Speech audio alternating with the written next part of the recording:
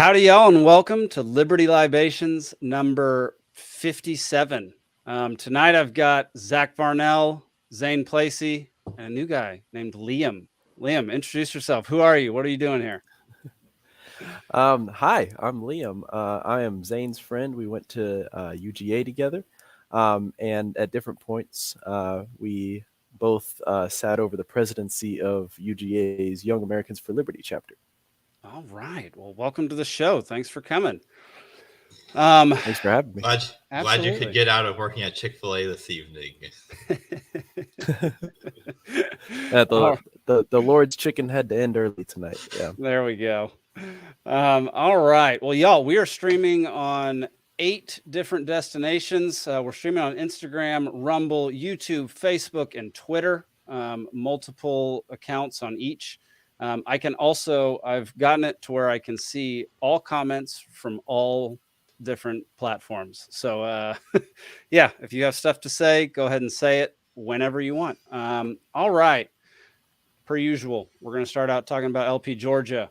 On January 26th, just before our convention, there's going to be a range day with former vice presidential nominee Spike Cohen down at the South River Gun Club. I think Grumpy Gnomes says there are 2 tickets left. Chase Oliver just signed up for it, one of the presidential candidates this year. So yeah, if you want to go shoot some guns with Bazooka Jew, go ahead and go get your tickets on LP Georgia's website. Also, while you're there, you might as well get your tickets for convention, which is the 26th through the 28th, just outside of Covington in Conyers, Georgia, at the VFW down there. Tickets are $85. We've got Spike Cohen speaking. We've got Shane Hazel, Adam Nutter. We've got the Tower Gang pod, and we've got a presidential debate. I don't know why we'd have a vice presidential debate, but we have a president. Who would want that? So yeah, go get your tickets. lpgeorgia.com. I believe we have a hotel down there, so you can book a room on the block of rooms if there are any left. Yeah, that is what we're saying. Nano Future, go on all platforms and spam comments to mess with Jake. That's perfect. That won't piss me off ever. All right, y'all. We have breaking news. This was shared with us by our very own Nick Ciesieslki, who is not on the stream tonight. Let me pull it up. It looks as though the UK and the United States is bombing Yemen, Iranian-backed Houthi rebels in Yemen. You can make anything scarier by calling it Iranian-backed. There we go. Yes, you can. Yes, you can. That's how they did it in the latest Top Gun. So why would they stop doing it now? You know, Iranian-backed goat herders. Perfect. And just to get you prepared for the next one, like when we directly bomb Iran or something like that, we'll be like, oh yeah, they've been the bad guys forever now, so that's fine. Exactly. Let's see. According to Politico, the United States and UK had the support of Australia, Bahrain, Canada, and the Netherlands. The strikes targeted various military facilities being used by the Houthis. The strikes were carried out by U.S. and British aircraft and Tomahawk land attack missiles launched by U.S. naval ships in the Red Sea. There are also reports that the Houthis have responded, reportedly firing at targets in the Red Sea, which I have. Let's see. Where was it? Yeah, it looks like they may have hit one of our battleships or one of our ships that's out there. So they are retaliating. I don't know. I guarantee you this is news to a lot of people that we're bombing Yemen. Not enough people have heard about us being at war with Yemen or helping the Saudis with their war against Yemen. So, Zane, you want to talk about the background of what's going on here? Yeah. So it's hardly even matters to me what exactly the specifics of the day-to-day bombing is, because I'm sure that half the stuff coming out about this is just lies from our own military. So right. what really matters is, why we're involved in this in the first place and what we can expect out of it. So people who even know that we're in Yemen at all doing anything, which is really not hardly anybody, but even people who know that we're there will not be familiar with the history of why, which is, all the way back in like 2014, 2015, Yemen had an election. So for all this talk about protecting democracy, they actually managed to have an election and they elected some guy. And Saudi Arabia was like, no, we don't like that guy. We want him out of there. And this was around the same time that, the Obama administration was trying to make the nuclear deal with Iran. And Saudi Arabia was very unhappy that the U.S. was trying to make this deal. So, and there are many sources that say that this exact phrase was used. The U.S. entered the war in Yemen on the side of Saudi Arabia in order to, and this is a direct quote, placate the Saudis. Mm-hmm. So we're committing, mass murder and genocide against people in Yemen to placate the Saudis, because it really is mass murder and genocide. It's not just that we're targeting terrorists here. It's that we're systematically targeting all their infrastructure, all their water facilities. I was trying to make this point last week in response to one of our more rowdy commenters, but it was the end of the episode, and I had already consumed one entire beverage, so I'm not sure I was up to the task. But it again, when we first introduced the story, and I said that you can make anything scarier by calling them Iranian backed. I'm sure that that's true, in that Iran is going to do what they think is easy to needle Saudi Arabia because they don't like them. But ultimately, we're not talking about really well-organized, really malevolent terrorists. We're talking about people that have had their family members killed, that have had their friends in their community killed by drone strikes that are, no matter how many times the U.S. military are telling you they're carrying out targeted strikes, they're not. They're targeting civilians. They're targeting, civilian infrastructure. And when you do that, it's your classic case of insurgent mass.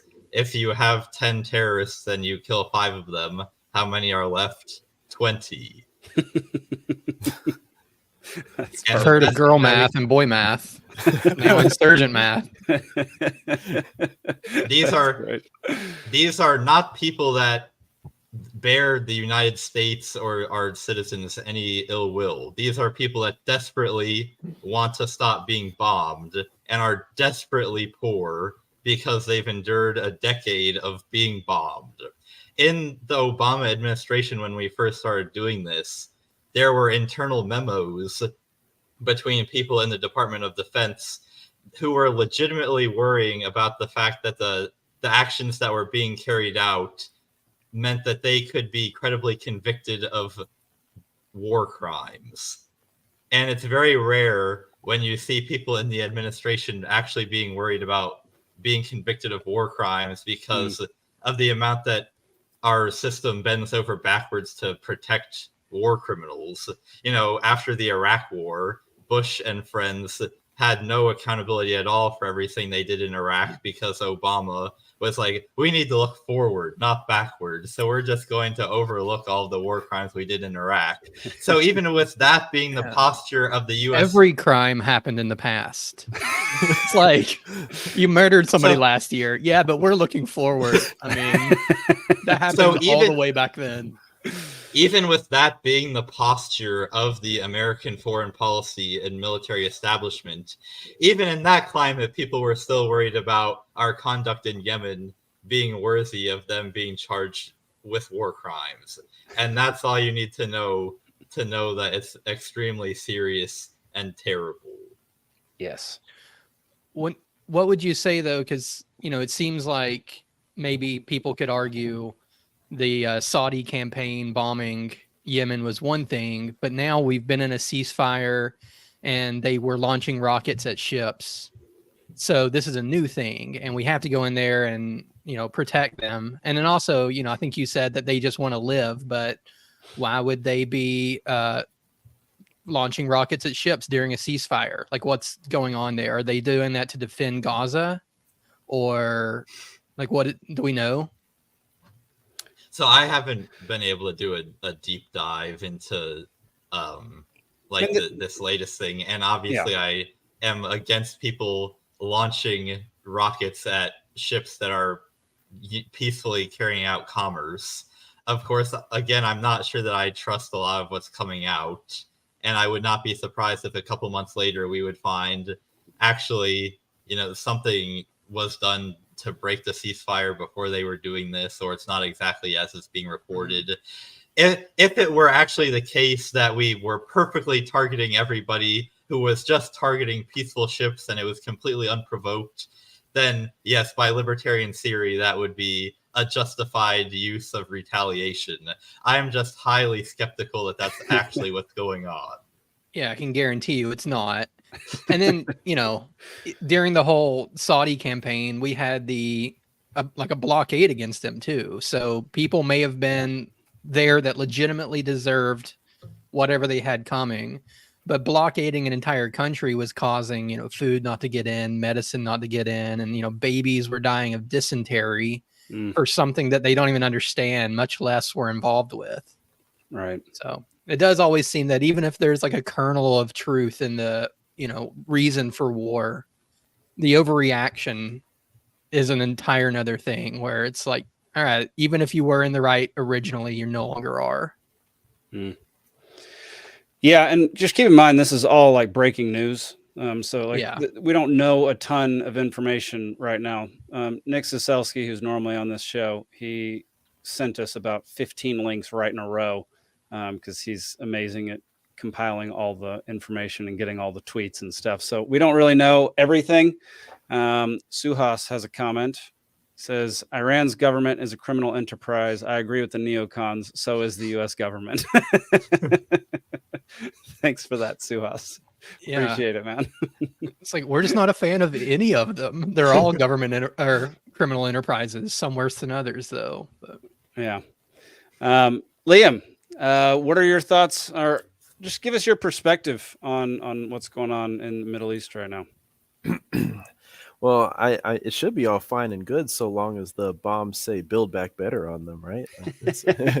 Perfect. As long as most diverse bombs we're sending the right, and they're painted like rainbows, then they shouldn't do any damage, right? But yeah, I mean, I big surprise. I'm a libertarian, right along with Zane, and it really does suck that, as y'all alluded to before, that this is not part of the mainstream news. You really have to go digging for it.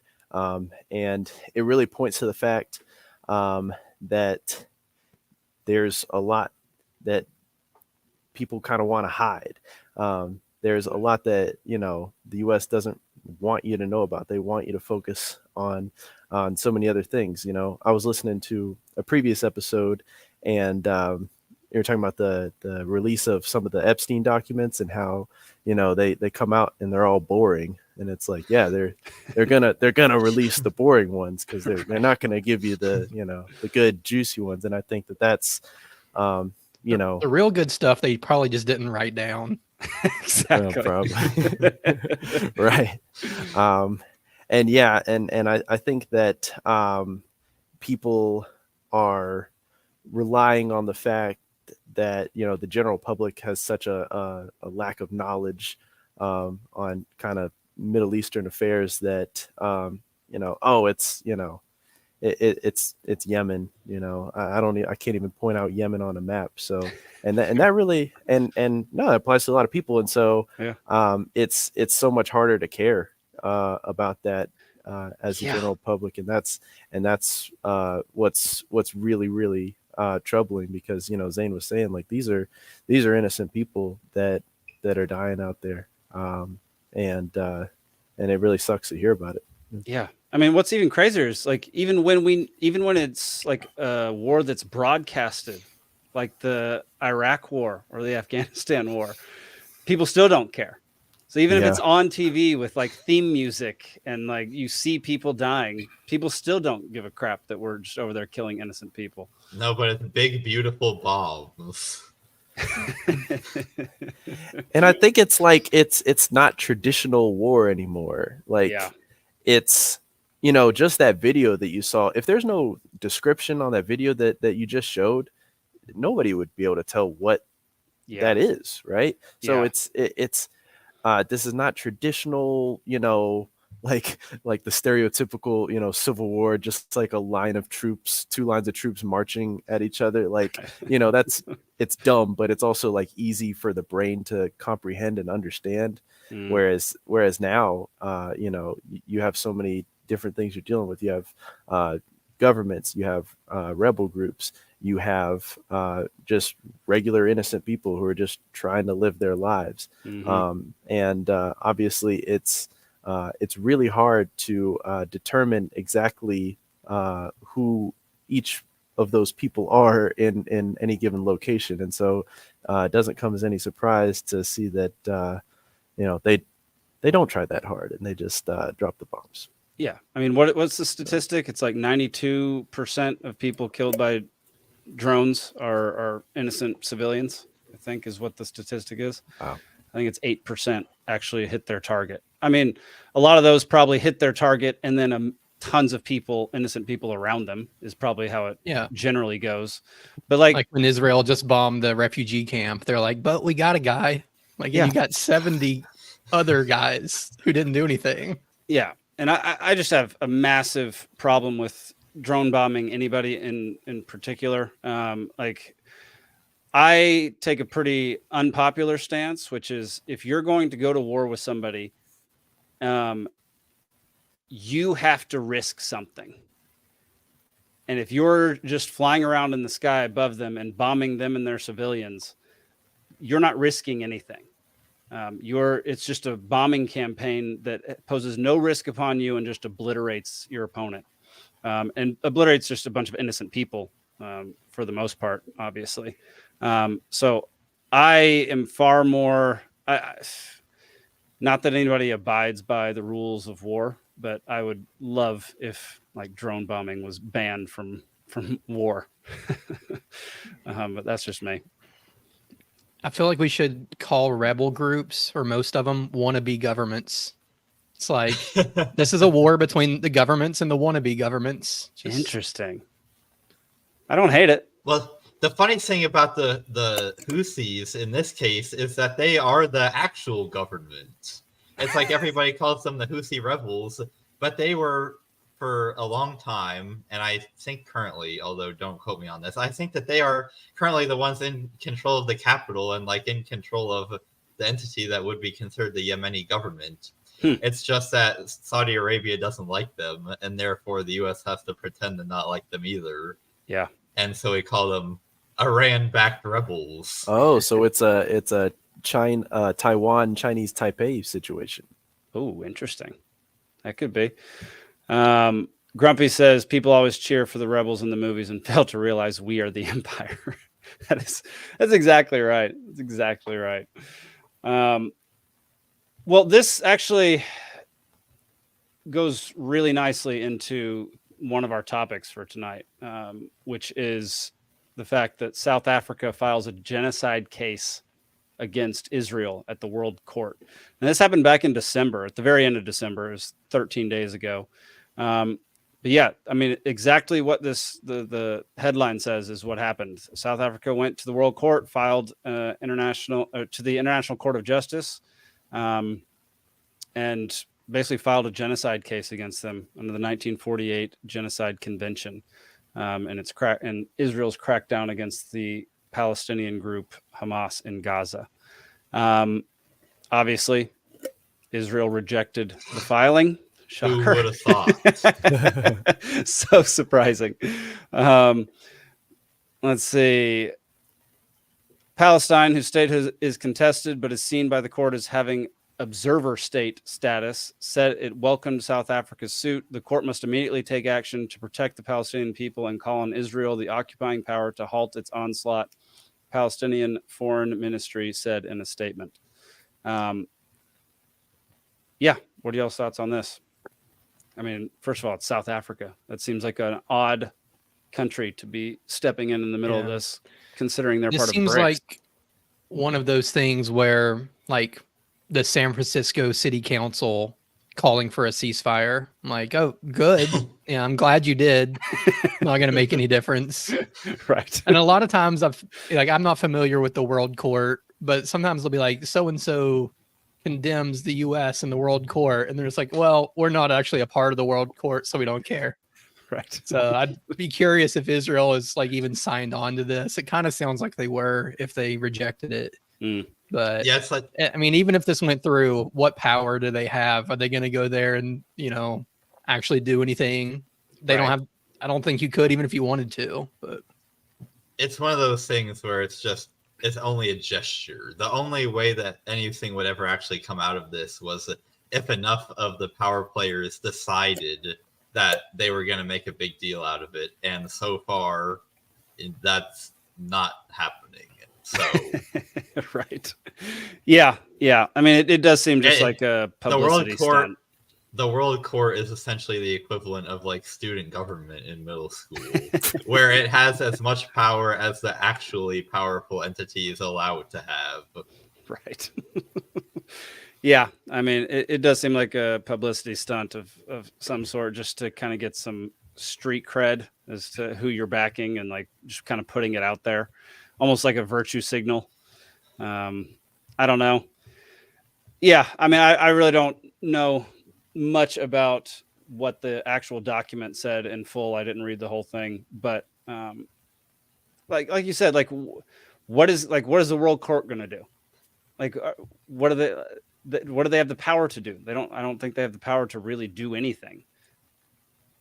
Speaking of things that have no power, did you notice how in the article it quoted somebody who was apparently representing the Palestinian Foreign Ministry? And I was just shocked that Palestine has it together enough to have a foreign ministry. Is it like some guy on like a street corner that has a hat that says foreign minister? Like that is especially funny for the people. Especially when you have a hard time leaving the country. Yeah. Well, you're not allowed to leave to go to the foreign places. I was under the impression that from a UN perspective, all of Palestine's ministry is foreign because they don't have a country at the moment. Yeah. I mean, I think I think so. That's a really funny statement, Zane, the Palestinian Foreign Ministry. You see this pattern with some other countries too that are more widely recognized as being actual countries, but are still really poor. Like you'll find like Somalia or these other extremely poor African countries have all these different government ministries. Like they'll have like a ministry of youth or like a ministry of culture or like a ministry of sport. It's like if you're Somalia, I think you have bigger problems than having a ministry of sports. all these countries think that just by having a ministry of something, that means that they get that thing. Where in reality, they don't get the thing. They get a worthless bureaucrat that they have to pay and make everybody else even more poor than they already were. Yeah, it's like all these other countries that when they write their constitution will write into the constitution that everyone has a right to health care, even though they're so poor that nobody can afford toothpaste. And I guarantee the Ministry of Sport is 500 pounds and never played a sport in their life. Also, like here in the States, whenever there's a new department made, it means that whatever the department is supposed to be about is the end of whatever that department is supposed to be about. Like Department of Education, that was the end of education. Like no one's educated anymore. Department of food, drug, and whatever that FDA, Food and Drug Administration, that was the end of good food and real drugs. Like, yeah, and they may have killed more people than any other government agency. Exactly. Yeah. Oh man. Yeah, it's wild. All right, y'all. Should we get into our primary story of the night? Because I'm pumped about it. Let's do it. All right. So on Tuesday night, there was a supposed hack of the SEC, at which point somebody tweeted that the SEC approved Bitcoin ETFs for all 11 people that applied. They quickly deleted it and took it down and pronounced that they've been hacked. Still not convinced that they were actually hacked. Some people think that it was a ploy to see what would happen if they did grant the ETF in the few minutes after. It'd be a strange time for the SEC to get hacked the night before they said they were going to approve the Bitcoin ETF. So I don't know. There's something weird about that. But in the end, at the end of business day, the ETF was granted. And today was the first day of trading on these ETFs. They've been multiple applications over the last 10 years. I think they've been applying since like 2013. And so, yeah, I mean, it's Zane, Liam, Zach, do y'all have any thoughts on the ETF itself? What an ETF is to those who don't know? So an ETF is so like the traditional application is for like buying a lot of stocks. It's very similar to a mutual fund, yes, where if you want to buy all of the stocks that are in the S&P 500, so you're very well diversified, it would be pretty inconvenient and difficult for you to individually buy all 500 stocks and put them in your portfolio. But what you can have is an entity that pulls a bunch of people's money together and buys all of those stocks, and then you buy into that. So by buying the fund, you get a little slice of all of the stocks that are in that fund. What a Bitcoin ETF will do is that the ETF, the fund, will buy the Bitcoin, and then investors can buy into the fund, and thus they indirectly own some of the Bitcoin that the fund has. And so this will be more secure than all of these, exchanges like, FTX, or even some of the ones that haven't gone bankrupt yet. Because if you're an ETF, you actually own like the Bitcoin that you're claiming that you own. Like the problem with FTX was you thought that you owned the Bitcoin, but you actually didn't, because they actually, from my understanding of what went down, they were taking your money and not actually buying Bitcoin with all of it. Correct. They were mainly not even dealing with Bitcoin. They were doing all sorts of shit coins that have no value to begin with. Yeah. But with these Bitcoin funds, all the Bitcoin that the fund has is like the fund actually has to own it. And so it's that I would say that you're definitely still better served buying your own Bitcoin if you're inclined to do that, because it's still the most secure way, and you actually have control over all your own Bitcoin. Like I own Bitcoin, and I'm not really planning on buying a Bitcoin ETF because I'll just buy it directly myself. However, there is a certain segment of the population that's just not something that they would ever do to be technically capable enough to buy their own Bitcoin. It's just not possible for them for whatever reason. And the Bitcoin ETF is a much more secure way than going on, crypto.com of holding Bitcoin. The other advantage is that you can have it within your 401k easily. So, a lot of people have a company match through their 401k where their employer gives them money, but then their investment options within the 401k are somewhat limited. And it's not like you could just take it out and buy Bitcoin yourself, because that's not how 401ks work. But if there was a 401k ETF where kind of within the confines of market products, you could buy a Bitcoin fund, that would also give you the option of doing that.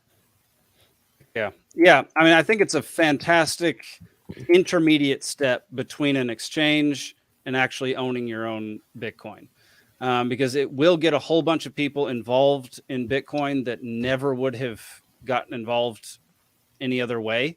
It's definitely more easier to digest for the older generation if it's done this way than it is for you to try to explain to your dad to go get a cold wallet, go do that, go just step by step how to buy Bitcoin and get it into your into his account.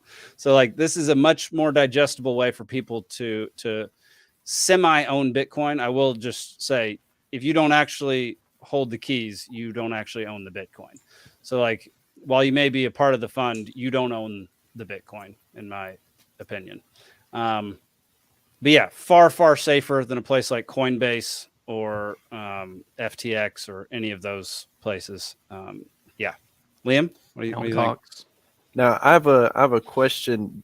If you have, stake in a Bitcoin ETF, does that make it any less volatile than if you have a regular Bitcoin? No. Okay. And it's going to be far more volatile for the next week or two, just because of all of what's happening. So it will continue to be super volatile for the next 2 weeks. I mean, it's going up and all the way down. Like it's jumping up and down like $1,000 at a time repeatedly throughout the day. So it's pretty volatile at the moment. Yeah. What's up, Zane? Oh, I didn't have anything. Oh, gotcha. Okay. What would be your... Go ahead, Liam. What would be your reason to, like Zane mentioned, if you wanted to make this as a part of your 401k, like why would you do that? Because Bitcoin, I don't think has been around long enough to have the track record that like regular stocks have of, there's peaks and valleys, but over the course of however many years it goes up over time, but that hasn't been proven out really with Bitcoin yet. So just because of like the potential, I guess I would disagree with you on that. I think if you look at a long-term chart, it has done basically nothing but go up. And I think that once you apply the Austrian principles of economics to Bitcoin, you'll know that it's going to keep going up and it's going to keep getting more and more valuable because it over time, it actually ends up deflating rather than inflating. So there's a certain amount that can be printed forever. And then if someone happens to lose the keys to their crypto, that Bitcoin's gone forever. And so it's a deflationary type of money that I tend to use as a currency, and I definitely do not see it as like a stock. So all like between me and private buyers, sellers, whatever they're selling, whatever I want to buy, we'll exchange a certain number of Satoshis based on what we think is worth it. So it's I try not to exchange Bitcoin based on how much it says it's worth on these exchanges, because I think it's a fraction of what it will be worth in the next 10 to 20 years. So that's And even if you did see it as a risky investment, like when you're young, go ahead and make risky investments because they're risky because the payoff may be huge or you may lose it all, which I don't think is the case either with Bitcoin. But, maybe you wouldn't want to buy and put a bunch of money into the Bitcoin ETF if you're like, 64 and looking to retire. But if you're young and, you're risk tolerant, even if you see it as risky, do it.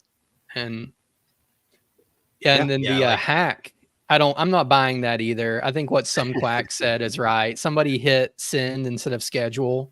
Right. It's like, if you think about it, if you hacked into like a government Twitter, like you could use it like, I'm going to build a botnet and spread malware, or I'm going to pump some like shit coin that, could go up dramatically and I'll make $1 million or whatever. But instead you're like, no, I'm just going to announce some news on Bitcoin and make a modest gain. So one of the strangest things. Oh, go ahead, Zane. Yeah. So just what Zach was saying earlier, So I like Bitcoin. I have some money in Bitcoin. I'm not one of these Bitcoin maxis that says that you should put all your money in Bitcoin. But if you're just Maxis coming don't at it say from that. By the Maxis way. don't say that. Maxis say don't buy any other type of coin. Don't put it's not put all your money in Bitcoin. It's don't buy any other coins. I would actually agree with that. So sorry for using that term wrong. Yeah. But I would not. Those people are put... maxis with wings. Anyway, my point is that if you just look at Bitcoin as just another asset that you might invest in, it has desirable properties. Like if like in the world before Bitcoin, people still talked about putting some of your money in alternative asset classes like real estate, like precious metal. Like I even have some money with a company called Masterworks where you can buy small slices of pieces of fine art. The idea being that all of these different alternative assets are very uncorrelated with the rest of the market. And so even if the rest of the market tanks, you can still kind of have some of your capital in something that's not also going to tank at the exact same time. And a lot of these assets have possibility for large returns as well. That's also not correlated with whether the market has a big return. So, like, obviously, I believe in the economic message of Bitcoin that it's not susceptible to being interfered with by government monetary policy. So, long term, I believe in it. But also, it's just, another good thing to have in your back pocket. So, I have a modest amount of my overall portfolio allocated into Bitcoin. Yeah. Brian asked a great question, which is, but can you lay on a pile of Bitcoin and pretend to be a dragon like you can with gold? Sadly, no. I mean, I guess you could lay on your Bitcoin wallet and pretend to be one, but I don't think that's going to have the same feeling. I want to know what small slices of art Zane owns. Like, oh, you know, the statue of David? I own his butt.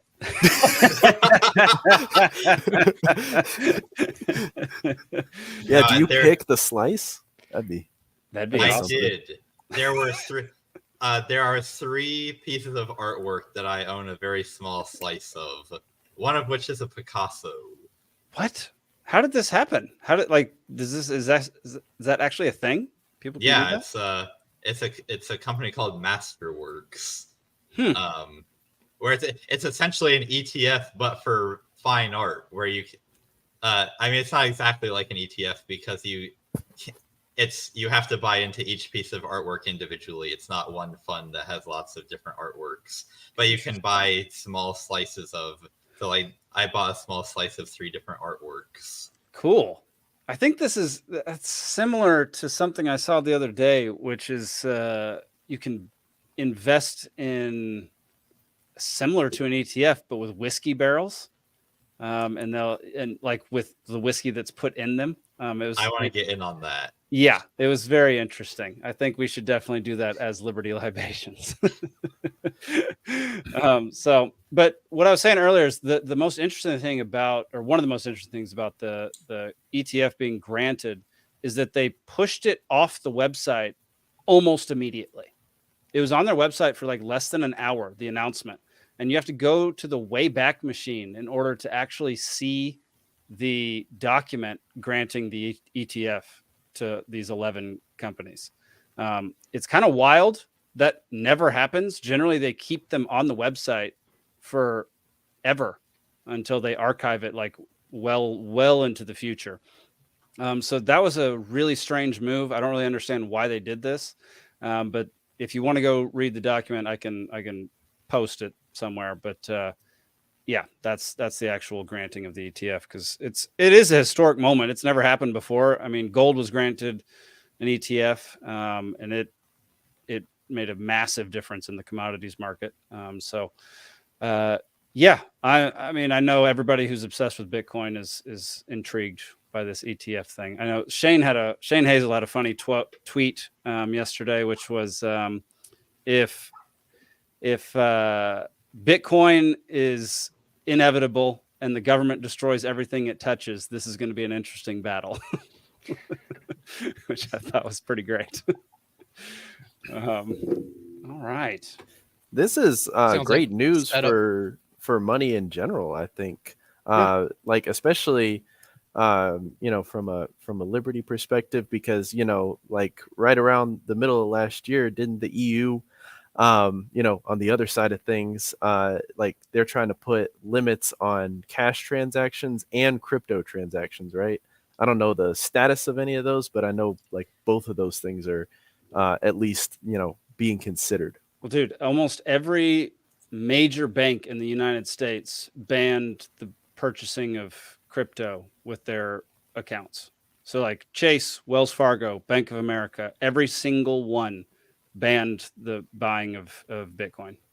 And so, I found that out this week because I have Capital One, and they decided to shut down a wire transfer when I was trying to wire it to Swan Bitcoin to buy some Bitcoin.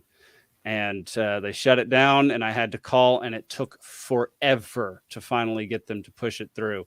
And now I'm going to shut down my Capital One account and go with the Bitcoin friendly bank. So yeah, it's getting wild out there. And like Jamie Dimon, freaking JP Morgan's CEO, is still out there saying Bitcoin is stupid, even though he is JP Morgan is in on BlackRock's ETF for Bitcoin. Like that dude is just a crooked, two-faced loser. Like it's just a weird time right now. It's a very interesting development because the main pitch of Bitcoin, at least for me, I know there are other people that don't see it quite this way, but it's a way of circumventing bad government monetary policy. Yes. So you would think that the government would do anything it could to not make it take off. Well, they tried. So the fact that they're approving these ETFs either means that they feel like this is a battle they can't win, or it's a somewhat hopeful reminder that not everybody who works in the government is a dyed-in-wool statist, and sometimes people do things just because they didn't really think about it. I like that. I like that. That's a little white pill. I like that a lot because I mean they've been trying to get this thing granted since 2013, so it's been over 10 years since the first application for a Bitcoin ETF, and so. Yeah, I mean, you might be right. There might be somebody maybe got in power or got into the SEC that isn't as much of a turd as the rest of the people in the SEC. That's pretty great.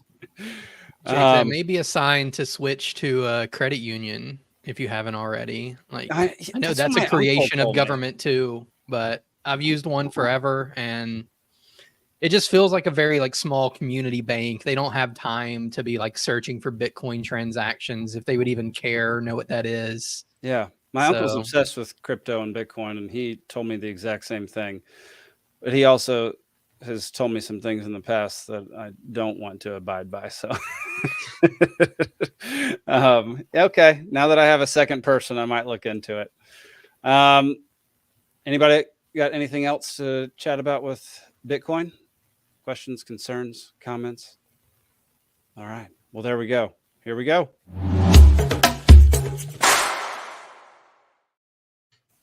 It's trivia time, y'all. Let's see. There we go. Got to get the music going. All right. Half the night, I'm going to have my headphone halfway off because I have this dog staying at my house right now that yips. I mean, it's the most ear-piercing yip ever. And she just does it randomly. She has no idea what she's doing. She's a puppy. Where she is.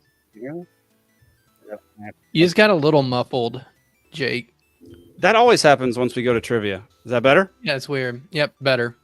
Okay. I still could hear what you were saying. It just sounded weird. All right. Well, I generally sound weird anyway, so whatever. Yeah. So is that why you were taking your headphones off? Is that dog like hurting your ears? No, I'm trying to. I don't want my neighbors to get pissed. Okay. I thought I was like blowing out your ears when I was talking. So. No. I have a little buzzer to buzz her when she starts yipping. And yeah, so that's what I was doing. Okay. All right, y'all. Libations trivia. The categories are this day in history, IDGAF ABT ETFs, And I've decided I'm just going to have the third round be random crap every week. So this week is seagulls. The rules: 10 questions in the first round, 5 in the second, 3 in the third, 1, 2, 3 points apiece, respectively. Every question is a free-for-all. In order to answer, you cover your camera. Got that, Liam? Got it. Boom. If you blurt out an answer when it's not your turn, you lose a point. If a contestant answers, they cannot give another answer until all contestants have answered, and the winner is no longer a loser. All right. 2024 scoreboard updated. Zane with 1, everybody else with 0. The best it's going to be. Now that you've reset the scoreboard, I can no longer mention every week about how the audience victory is attributable to me. You're darn right. Gosh, I'm so happy I reset the scoreboard. All right. First question. This day in history. On this day in 1935, who made the first solo flight from Hawaii to California? Zane. Amelia Earhart. You're correct. It is Amelia Earhart. And I hate that you got the first one correct. It's so frustrating. Liam, you got to be quicker, man. I know. Reach out All like right. you're going to smack Zane. Yeah, just punch Zane right through the camera.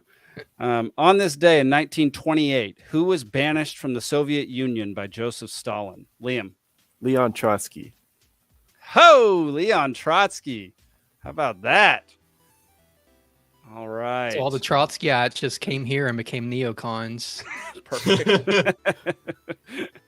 On this day in 1879, British troops invaded what kingdom that had ignored the British's demand to demilitarize?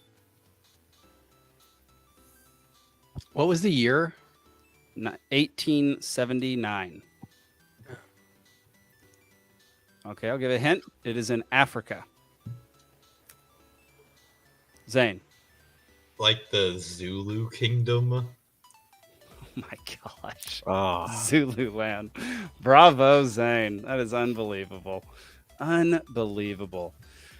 All right, question number 4. On this day in 1908, Theodore Roosevelt made what landmark a national monument? Zach. Crap. Denali? Nope. Liam.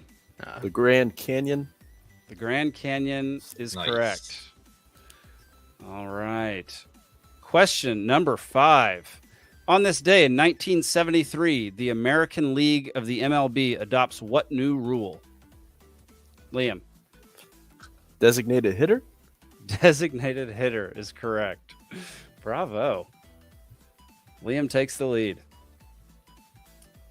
Question number 6. On this day in 1878 in New York City, what was delivered for the first time in glass bottles? Zane. Milk. Milk is correct. But it's a good thing you finished the question because I was originally thinking electricity and then you said glass bottles. So I'm like, well, that doesn't make sense.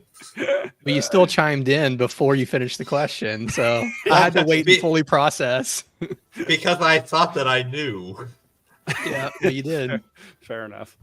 All right.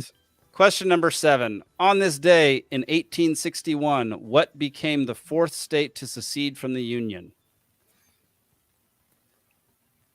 Zach. I don't know. Let's see. Let me just choose one. It's my only chance of beating Zane, anyways. Random chance. I suddenly can't think of any states. Not a single one.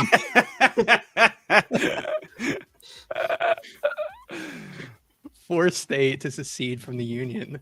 I don't You have know, I feel five- you have no matter 5 seconds. Which one I choose is the dumbest one that you could have chosen. 3, Let's go with 2. freaking Arkansas. Incorrect. Zane. I'll go Texas. Incorrect. Liam. Georgia. Incorrect. It's back open to the floor. Zach, if you want to take another 15 seconds. Zane. Yeah. Florida. Nope. Zach. Virginia. No. Liam. Tennessee. No. Nope. All right. Put us out of our misery. All right. The answer is Alabama. Even the Thought about saying that so many times. even Thought about guessing the it. audience didn't get it. So, They were also ranked number 4 going into the playoff. There we go. Yeah. Now that Coincidence. they ended up what, ranked 6th, right? 6th, 5th, or something like that. In the final AP poll, are you talking about? Yeah, because somehow Georgia leapfrogged everybody to go up to 2nd because they beat a Florida State team that had nobody playing for them. Yeah, but but it was they still- could have put up 100 in that game. It was the largest margin of victory in any bowl ever. I'm aware, Zane. It doesn't matter if Florida State doesn't have a quarterback and doesn't play its starters. But it was a historical game. Of I don't. Magnificent proportion. I don't like that we have 2 Georgia people on this podcast right now. All right, question number 8. On this day in 1964, Surgeon General Luther Terry made what announcement? Zach. Smoking probably isn't great for you.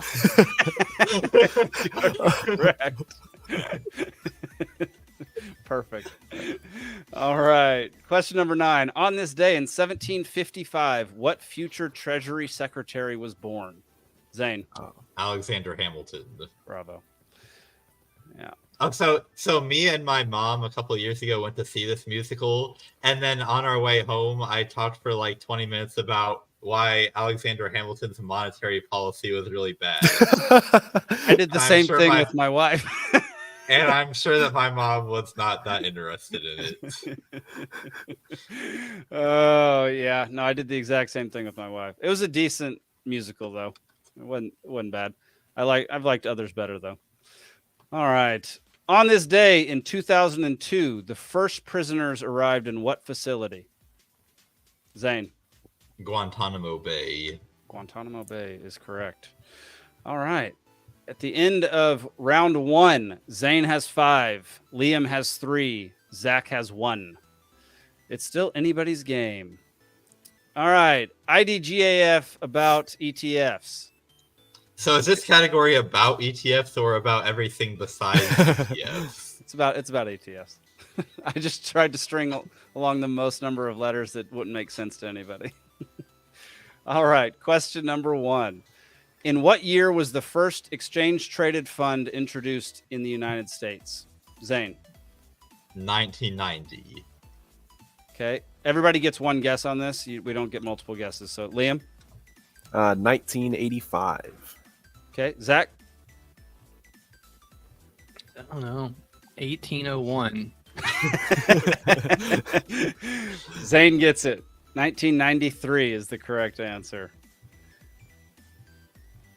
Question number, yeah, I forgot to mention, Liam, if it's like a date or a number question, it's closest gets it. Got it. Yeah. Without going over or closest? Nope, it is not Price is Right rules. Those rules are stupid. I agree. Which financial institution is credited with creating the first ETF?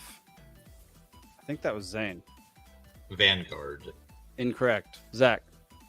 Wells Fargo. No. Liam.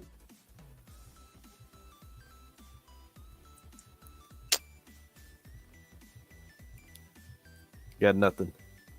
All right, back open. Zach. Chase. No. Oh. Liam. Northwestern Mutual. No. Zane. State Street. State Street Global Advisors is correct. Bravo. I was about to go way back and guess East British Trading Company. The British East India Company. All right. Question number 3. Oh, wait. Brian has something to say about the Price is Right rules. He says, Price is Right rules are only stupid until you see someone win by bidding $1 beneath someone else. Fair enough. Question number 3. The first ETFs were often referred to as SPDRs. What does SPDR stand for? Oh, man. This is hard. It's not as hard as you think. At least half of it. Liam. I'm going to shoot my shot here. Special preliminary dividend rate. Incorrect. I like the guess, though. That's fantastic. I'll give you all a hint after everybody answers once. Can't even come up with one. I have no idea. Zane. I think it is something to do with State Street, where it's like it's something. It's like State Street Portfolio Research. That State Street Portfolio Dividend Research. It's something like that, but I can't get it exactly. I don't think anybody's going to get this, even if I give a hint. So I'm just going to move on. The answer Or is maybe it has the word Standard & depository. Poor's Oh, depository receipts. All right. Zane was almost there. Oh, he wasn't going to get it. Which country introduced the first ETF outside of the United States? Zach? The United Kingdom. No. Liam? Switzerland. No. Zane? Germany. No. Okay, here's a hint. It's in the Americas.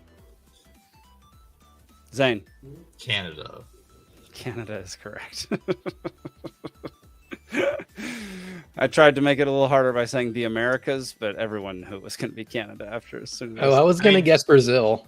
Oh yeah, that would have been a good one too. Finance is my area of expertise, so it would be embarrassing if I wasn't doing well in this category. Fair enough. What was the first commodity that was granted an ETF? Zane? Gold. Yep. That is correct. All right. Well, sadly, after 2 rounds, Zane has secured his victory.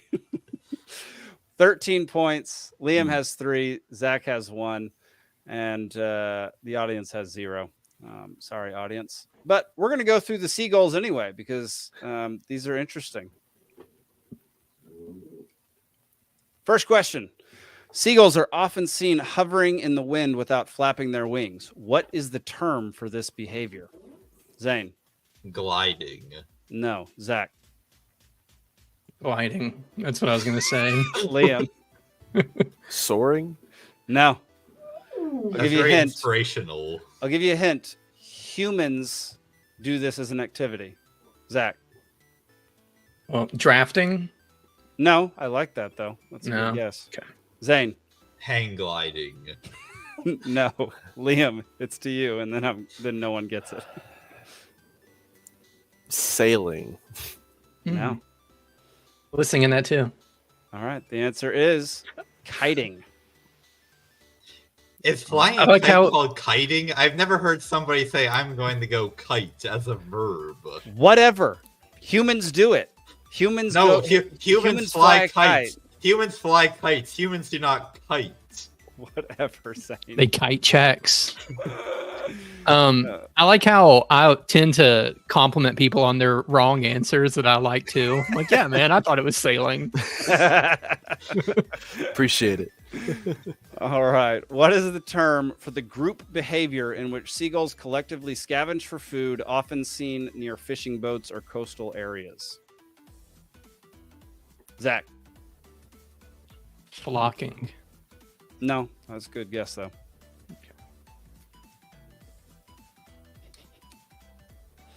Zane? Going to Arby's. Incorrect. Liam, you got a guess? I'll give a hint after the guess. Ambushing. No, I don't mind that, though. The hint would be it's a type of organized crime. Zach? Mobbing. Mobbing is correct. Oh, Nice. Guessing Nice. skills. Joe says schlunking. Schlonking. All right. Final question. In what unique way do some seagull species use tools when hunting for food? Zane? They pick up stones and then drop them on the heads of prey. Incorrect. Zach? They drop things that need to be cracked in the road for cars to run over. I'm going to give it to you. Okay. They drop hard-shelled prey Okay. onto hard surfaces from the air. That's kind of a mix between our answers, honestly.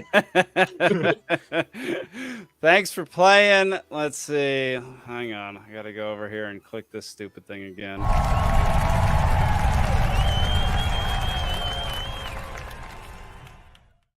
So dumb. So dumb.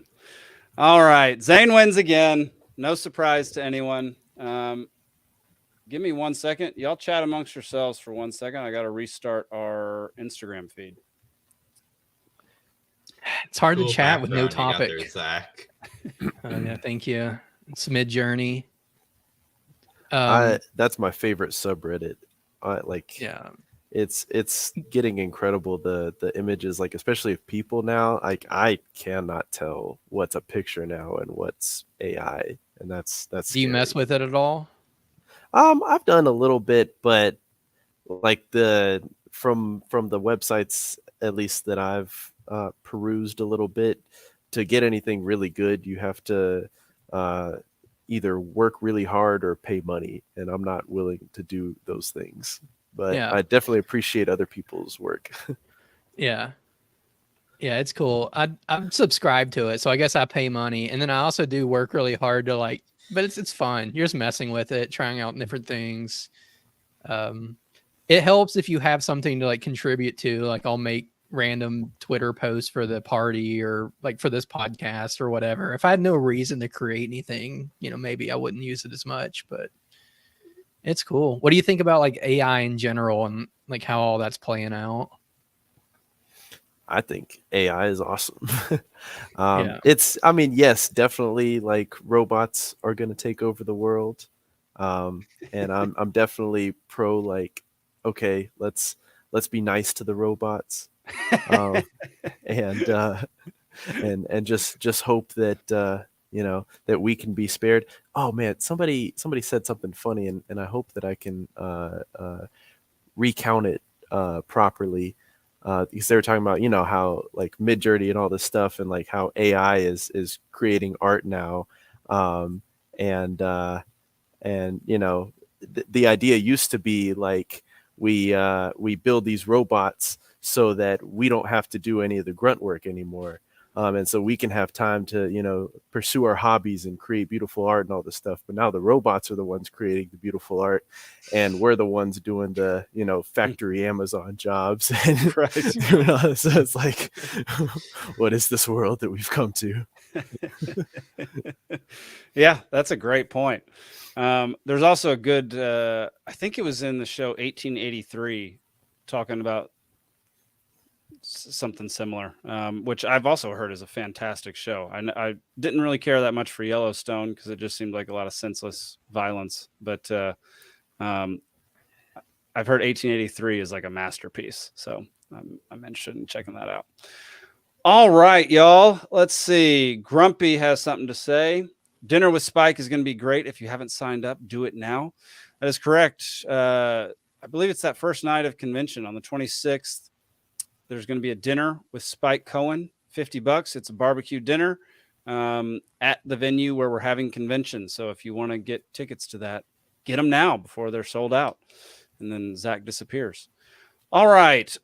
So we do have our third topic of the night is this just ridiculous story that we're just going to run through quickly because we're just You say ridiculous story as if our stock and trade is not ridiculous. Look, this is a super serious show that everybody takes super seriously. All right. So when was this? I don't know. Sometime this past week, January 4th. So I guess it was the night that we were broadcasting last week. There was like the world's biggest response. Look at all these cops. I mean, it is a crazy reaction to what was actually happening. But the speculation and what people were saying was that there were reports of 8 to 10 foot tall shadow men walking around the mall. Stupid. There's even here. Let me. There's even a video where people are trying to prove that. No, that's not the right one. Sorry, y'all. I don't have the right order here. Where people are trying to prove that right there, they're saying that thing is a giant 10-foot tall shadow alien person which I don't know if you can see that. There you go. It's a little bigger. That. People are saying that that's an alien of some sort, another being from another dimension or something. Turns out what was happening was these idiot children. Here, we'll just play it. Beating up a man in downtown Miami. Tonight, they're facing several charges for this attack and for the panic caused at Bayside Marketplace last night. No, that wasn't actually the correct one. Hang on. There's another one. Here we go. This is the one. The reason this whole brawl started was after a group of teenagers started lighting off fireworks in Bayside Marketplace. Now, this scared many people half to death, as some people were running, and it was after that that a lot of these teenagers began throwing punches. Fireworks and fights, sending crowds running at Bayside Marketplace New Year's Day. The chaos causing a citywide emergency call. Police parked up and down Biscayne Boulevard, even closing the road between 2nd and 4th Street for about... Yeah, so that's all it was, is literally people setting off things that sound like artillery shells, which I would think would call for a pretty massive response from police. Yeah. People are still trying to push. I mean, I like conspiracy theories, but people are still trying to push some type of conspiracy theory with this, which I think is idiotic. You literally have video of these moron children hitting each other. Yeah, I love conspiracy theories, but usually when there's some substance there and it gets your mind like wondering and thinking, those are the best ones.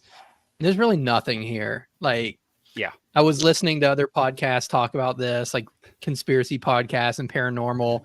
And they just have a bunch of people who weren't there come on and talk about what they think might have happened. Like, it's the most boring content you can imagine. And I've been places before, like when I was a teenager, 20s or something, I was in downtown or North Shore, Chattanooga, watching fireworks, and some kids started shooting fireworks in the crowd. And the cops came en masse, like you were seeing there, and cleared everybody out. Yeah. So that is a ridiculous police response. I get it, but it's not unusual for them to do that. Yeah. I mean, they're literally firing off things that sound like rockets and stuff. Like it's dumb to think. And you know, they're getting calls saying someone's shooting, somebody's, you know, whatever. People are getting it wrong, and they're still going in there to check it out. 100%. 100%. Yeah. Yeah. We were my favorite way of trying to dispute stuff like this is just taking it on its own terms, where if you truly believe that 8 to 10 foot tall shadow men existed, you think that they would just show up at a random mall in Miami?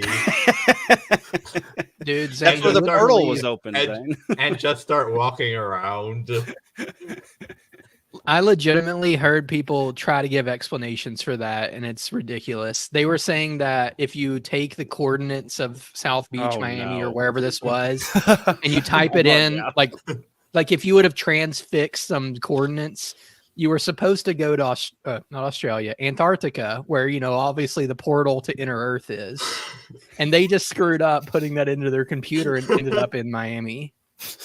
And people were seriously floating this. And I'm like, we're just making crap up at this point. Like, I know a lot of this is made up and it's just fun, but at least make it believable, or like entertain in a somewhat believable way, rather than just be like, well, they meant to go to the inner Earth.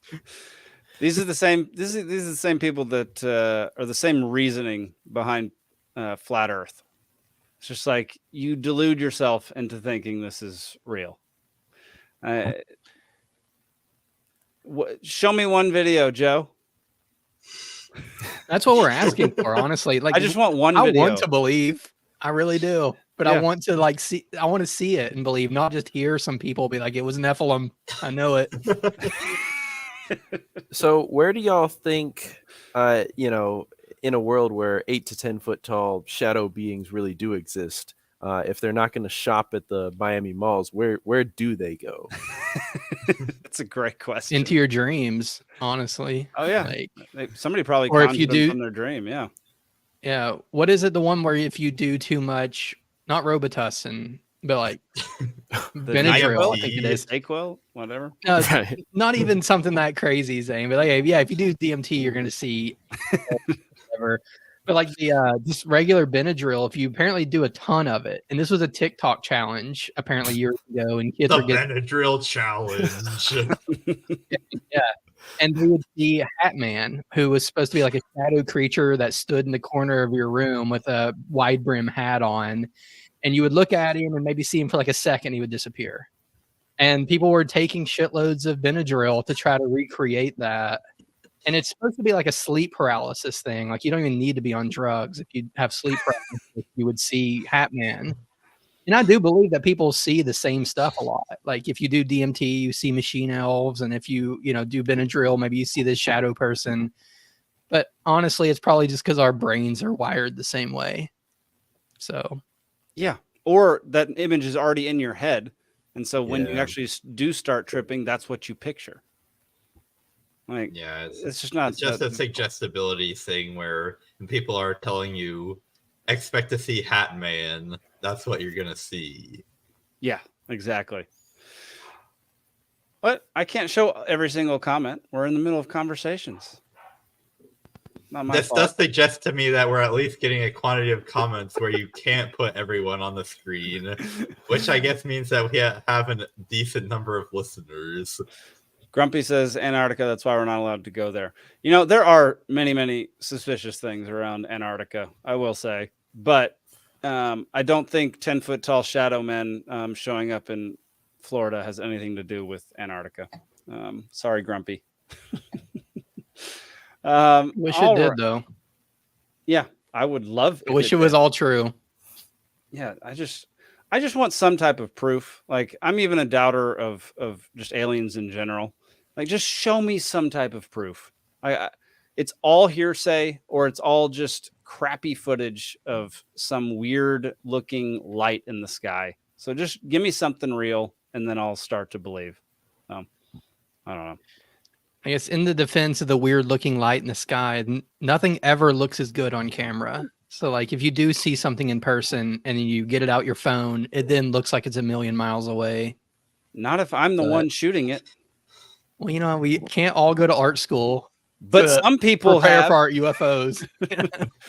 I guarantee you somebody out there who knows how to operate a camera has seen what they think is a UFO and gotten crappy footage of it because it's not a freaking UFO. Yeah. Yeah. I don't know. I mean, I've told you before, I don't know if I've ever said it on air, but it's like I've seen something that I thought was a UFO, a UAP. I don't know how to describe it, but I've seen it twice where it was like a blue plasma colored orb in the sky. And it kind of looked like the same color that's in my background here, where it's like the lights on the computer screens are like that color blue. Yeah. And like I saw it floating and then I look at it for a split second and then it shoots over the horizon. Both times, one of them was in Atlanta and the other was in Chickamauga. Oh, wow. So I don't know if it's an Very alien. I don't know if it's interdimensional. I don't know if it was some thing that Lockheed Martin's testing or whatever. I have no idea. But there's zero chance I would have been able to get that on camera at the time. And I've even seen been hiking and seen like cool maneuvers from planes and stuff that are, whatever. I'm hiking on the side of a mountain and I see a plane. And something happens so fast, I cannot get out my camera and take a picture of it. Yeah, fair. So, fair. I don't know. Joe asks, do you guys think aliens have visited Earth? No. Well, it seems like what people like Tucker right now are, I don't want to say pushing, because I don't think he's pushing it. He's just saying what he thinks. He's saying they live here. Yeah. I think is what he's saying, is that they live here, whether it's under the ocean or, on a different wavelength, whatever that means. Yeah. I mean, they don't necessarily have to come from, a fourth dimensional being. Somebody explained it super well. They drew basically if you were to draw a human being on a chalkboard or like a creation on a chalkboard and box them in, well, that creation can only stay inside that box. But you, as a three-dimensional being, can reach into that box and grab them or touch them or manipulate them or whatever. See them at all times. And so I'd be more inclined to believe that there are fourth dimensional beings or some type of wormhole, like time travel kind of thing, more so than an alien. Yep. I have a very hard time understanding any of that because the physics and all Just that go watch does not Interstellar, make man. sense to me.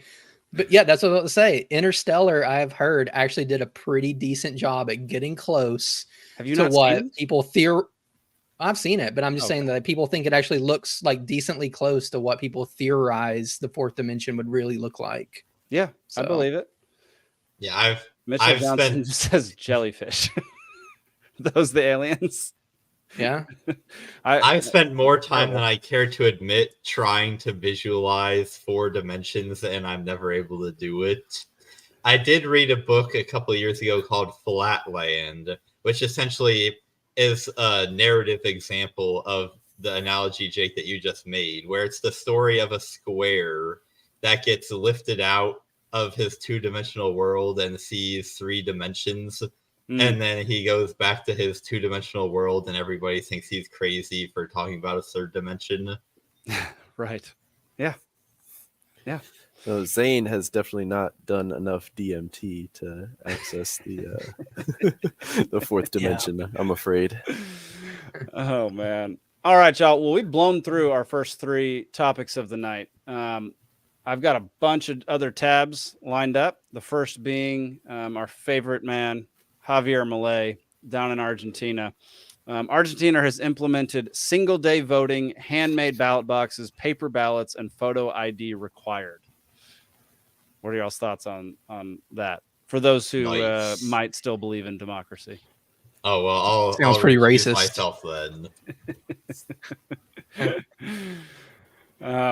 Yeah, I mean, the amount of stuff that guy has done in it's been like a month is wild. I mean, it's crazy. And I don't understand why there's resistance to that exact thing, to the single day of voting, ballot boxes, paper ballots, and photo ID. Like I don't understand at all why so many people get up in arms about those 4 things. I get, on one hand, there's people who argue like we should just make voting as easy as possible. Like you should be able to fall out of bed and vote on accident that day. Like it should be that easy. But a lot of the progressive or like left arguments really don't add up. And it comes down to like, you just want this because you know it's better for you somehow. Like you've made that determination. And now you're going to push it by saying that like it's racist if you don't do it, or you're discriminating against a certain group if it's not, 7 days worth of voting, or if you have to have an ID. Right. And then there's that great video. What's that guy? Crap, I forgot his name, but he goes around asking people if they know where the DMV is and if they know how to get an ID. It's like, yeah, sure. Obviously I do. And then they ask college students if they think it's racist or, or if black people can't get an ID. And they're like, oh yeah, of course they don't know how. Like it's a burden for them. So I think most of it is made up to suit whatever they've predetermined is better for them. Yeah, I mean, think about all the things that you need to have an ID to do, like buy alcohol, literally drive to the ballot box. But I think for a lot of people, whenever they hear anything related to election integrity, like paper ballots or hand count or whatever, that it's not even that they think about it. It's just that they immediately hear, oh, you're a crazy Republican because you're a conspiracy theorist and you think that our democracy isn't 100% pure and you're probably racist. Like they probably aren't even consciously thinking about reasons why we shouldn't have paper ballots. They just hear the phrase paper ballots and unconsciously make all these unsavory connections and toss it out before they even understand what a paper ballot is. Yeah, and Elizabeth said because that's what the news told them to think. 100%. Yeah,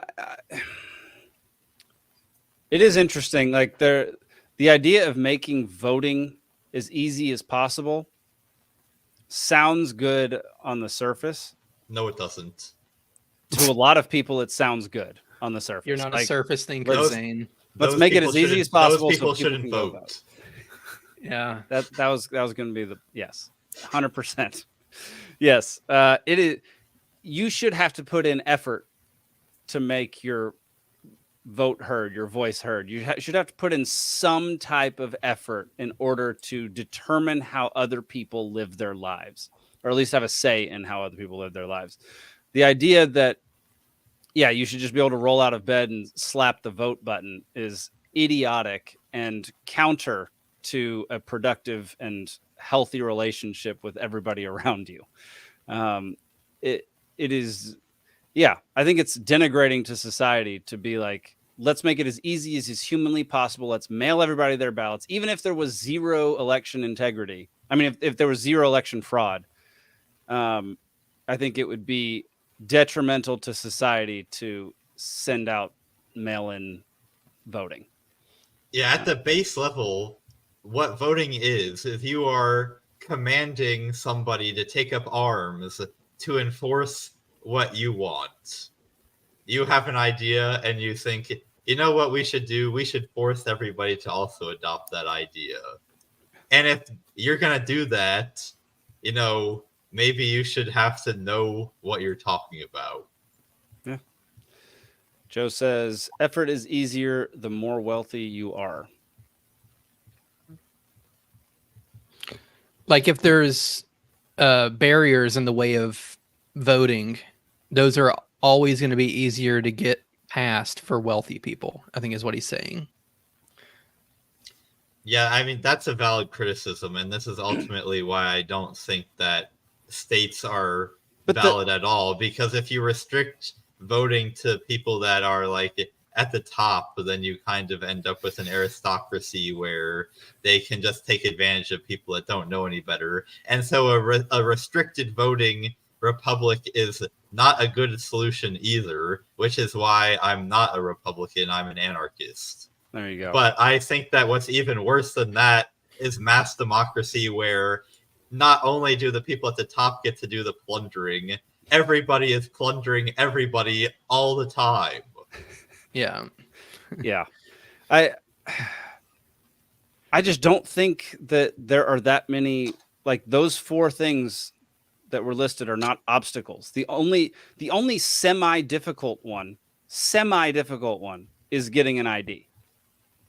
Like that's the all the others. And, if you make voting day a day like a national holiday, then everybody gets off work and you don't have to worry about missing your job or missing work or not being able to go to vote. So like there are no impediments to being able to vote in that regard other than just get a freaking ID.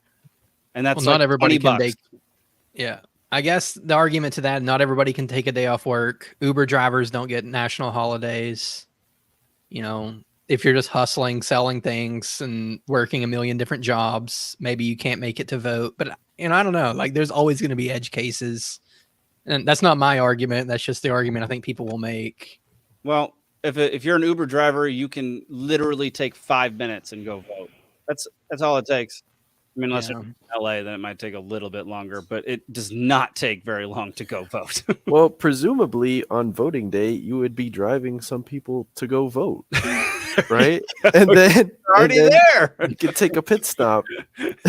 Maybe that was just a bad example. You're gonna have to go pee at some point in the day, right? So you take it, you know, stop at your precinct. Go, yeah. That reminds me, Uber and Lyft now are offering free Ubers to the poll on election day, so you don't even have that excuse. Although I guess that explains how you might show up at the polling place with no ID if you didn't drive yourself there.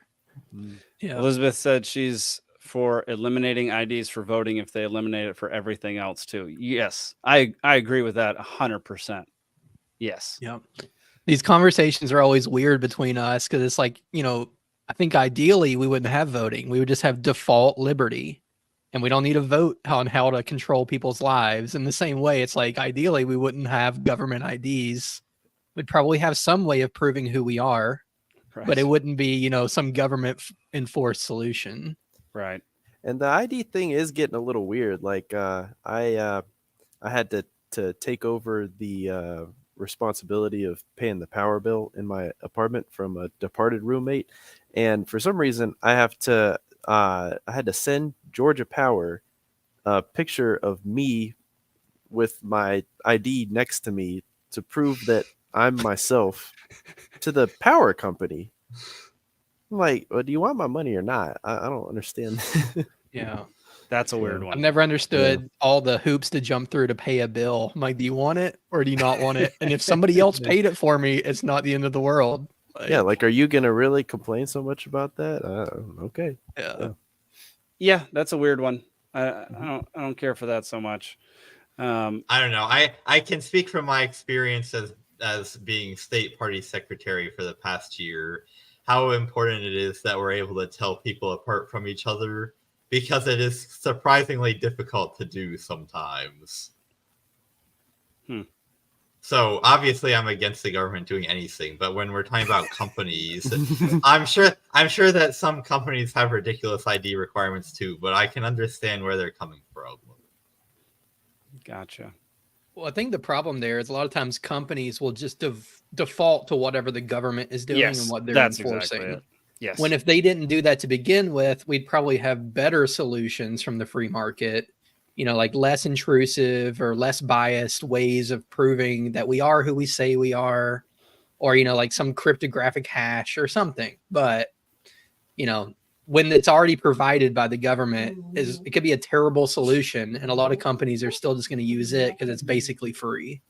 Yeah, I mean, social security numbers are the perfect example of something like this, where the reason why every company wants your social security number is because it's an ID that only you have, so they know if they get that from you, then they'll never run the risk of confusing you with somebody else. And everybody already has one because the government makes everyone have one, so it's just easy. Right. But if you really think about what would make a good unique ID that would be hard for other people to guess, social security numbers are really bad because they were not really designed to be unique IDs used for everything. They were meant to be used for one specific purpose, and if they're assigned using a very predictable pattern. Like people that are born in sequence at the same hospital receive social security numbers that are roughly in numerical order. And so it would be very easy to come up with a social security number that is somebody's actual social security number just by guessing it. And which is not what you want if you want identities to be hard to steal. But because we have the government who's already assigned all these IDs, it stifled the free market from being able to come up with other better ways of assigning people unique IDs. I like it. Yeah. I mean, just think about what a Bitcoin wallet, what the address for that thing is. That's a unique ID. That is a 26 it's a massively long character number. Yeah. They're essentially unguessable. Like you could have the best supercomputer in the world and it would still take you hundreds of thousands of years or something to run a guessing program to guess that, which that would be very annoying if my cable company needed me to write down an entire wallet address. But but you could just put it in QR code form, I hate QR codes, honestly. Why? QR codes are so convenient. I don't like them. I don't know why. You can make them pretty, though. You can make them look good. That's true. Yeah, they have some cool apps for stuff like that. Okay, cool. All right. Well, I've got where was that? Here we go. We got our favorite alien to talk about. Talk about an actual alien. Klaus Schwab. Here we go. You have this anti-system movement. What we are seeing is a revolution against the system. Viva la so revolution. Fixing the present system is not enough. Now there is, of course, a anti-system, which is called libertarianism, which means to tear down everything which creates some kind of influence of government into private lives. It's dismantling the system. You have this. Gosh, he just makes it sound so good. Is that our newest commercial? I mean, that was great. That was fantastic. No notes. That was fantastic. I should honestly try to cut that into a great libertarian commercial. That'd be awesome. Yeah, I think what he's describing is actually anarchy, is anarchists. I don't think he's actually describing libertarianism. It's not because I think he's being a little unfair because like libertarians and I guess anarcho-capitalists don't want to tear down everything. Correct. But I guess we do want to tear down, the government influence into private life, like he said. That's fair. Yeah. But we're not like, Molotov throwing anarchists that just want to, destroy the patriarchy and capitalism or whatever it is that day. His sentence was a little hard to parse, but it sounded like he was. I thought at first he was accusing us of wanting to tear down everything, but I think what he eventually got around to saying was tearing down everything that leads to government interference in private lives, which I'm 100% on board with. Obviously, I'm not on board with tearing down everything. I only want to tear down one thing and leave everything else even more prosperous than it already was. In fact, I would say that the government is really the institution responsible for tearing down all of the other institutions that make society as a whole great and stable and prosperous. Yeah, I just think it's so funny how, like, I don't understand the person who's gonna agree with him the way he made that sound.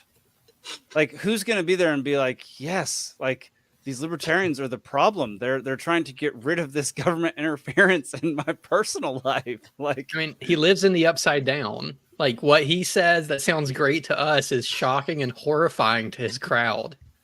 So it's just like, those people exist, unfortunately. Do they though? The way he put it, I'm saying specifically the words he was using.